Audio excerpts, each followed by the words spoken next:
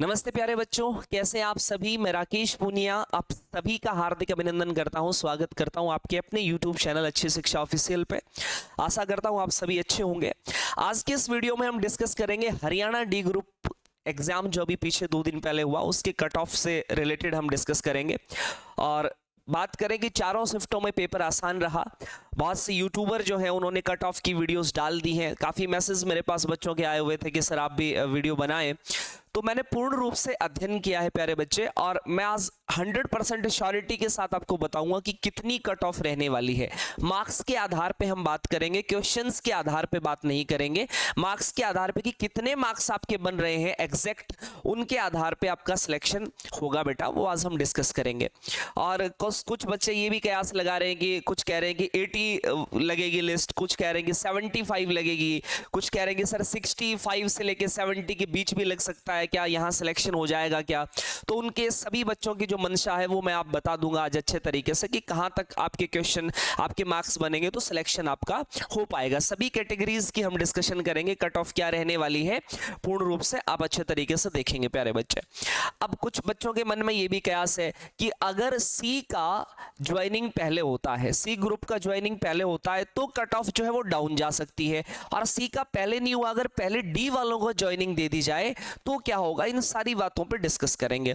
तो जनरल की जो कट ऑफ रहने वाली है, जिस विद्यार्थी के 73 मार्क्स बन रहे हैं बेटा, जिस विद्यार्थी के 73 मार्क्स बन रहे हैं जनरल में, वो याद रखेगा सिलेक्शन डेफिनेटली उसका रहेगा। ईडब्ल्यूएस में 72 रहेगा। यहाँ पे बीसीबी की बात कर लें तो बीसीबी में 70 रहेगा, बीसीए के अंदर बेटा 69। ज्यादा मार्क्स का फर्क नहीं रहेगा, 2-3 मार्क्स का फर्क नहीं रहेगा, सिर्फ 1-1 मार्क्स का ही फर्क रहने वाला है। एससी की बात करें तो एससी के अंदर यहाँ पे 67 रहने वाला है। अगर यहाँ पे एक्स आर्मी मैन की बात कर लूं, एक्स सर्विस मैन की बात कर लूं तो एक्स सर्विस मैन में आपका रहेगा बेटा 64। कितना रहेगा? 64 रहेगा। और स्पोर्ट्स पर्सन की बात कर ली जाए तो स्पोर्ट्स पर्सन में आपका 61 से 62।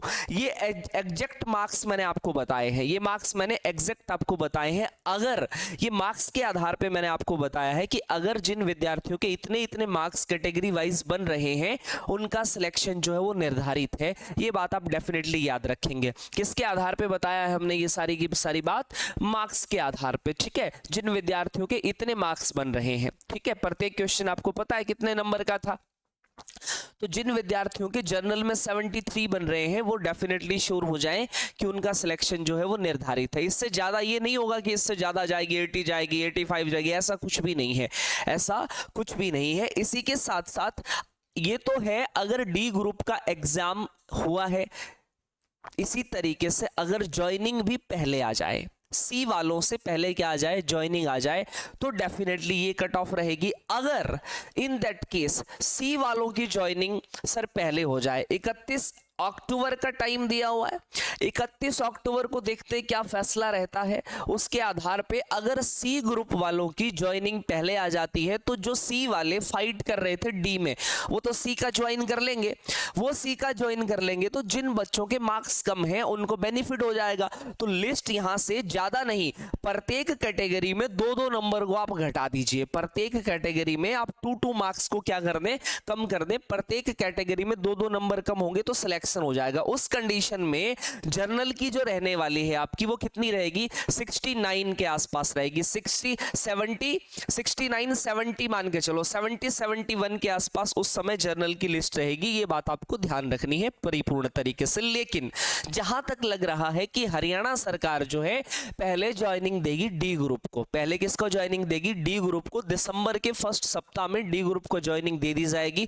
जैसा कि आज भोपाल सिंह खत्री ने भी कहा कि भोपाल सिंह खत्री साहब ने कहा कि 2 दिन के अंदर अंदर आंसर की आ जाएगी। अगर 2 दिन के अंदर अंदर आंसर की आ जाती है तो कयास ये लगाए जा रहे हैं कि डी ग्रुप को ही, जहां तक मुझे लग रहा है कि डी ग्रुप को ही क्या किया जाएगा, पहले ज्वाइनिंग दी जाएगी प्यारे बच्चों। और डी ग्रुप को अगर पहले ज्वाइनिंग दी जाएगी तो सी वाले बच्चे तो सर डी में फाइट कर रहे हैं, तो फिर सिलेक्शन का ये मैंने आपको बताया 100% श्योरिटी आप ध्यान रखेंगे।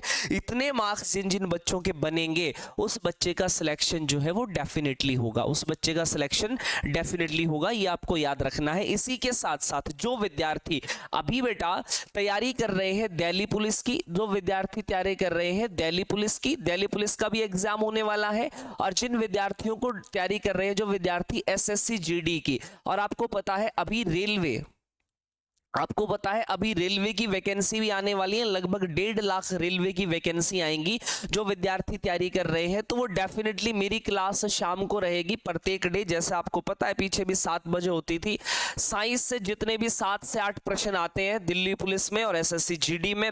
रेलवे की बात कर लूँ ना मैं, तो रेलवे में 25% वेटेज रहता है साइंस का। तो साइंस और साइंस के साथ साथ बेटा इंडिया जीके की बात करूं, चाहे बात कर लूं मैं स्टैटिक के बारे में और चाहे बात कर लूं किसके बारे में, इंडिया जीके के बारे में, वो हमारे चैनल के माध्यम से आपको फ्री ऑफ कॉस्ट क्लासें मिलती रहेंगी। और ऐसा बेहतरीन डाटा जो आपके सिलेक्शन के लिए क्या रहेगा बेटा, महत्वपूर्ण रहेगा। तो ये बात आप अच्छे तरीके से ध्यान रखेंगे। कल से फिर हम कंटिन्यू क्लास हमारी प्रारंभ कर रहे हैं।